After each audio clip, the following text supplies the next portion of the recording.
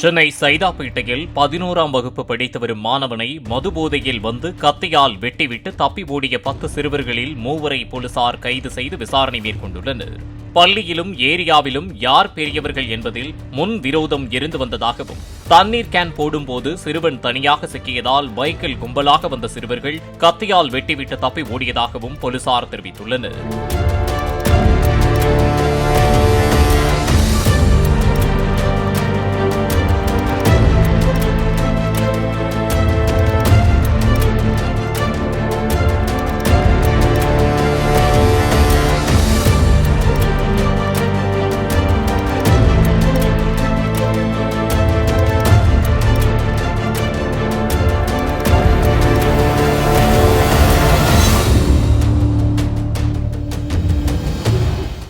Play store மற்றும் app ஸ்டோரில் இருந்து பாலிமர் செயலியை QR கோடு மூலம் பதிவிறக்கம் செய்யுங்கள்.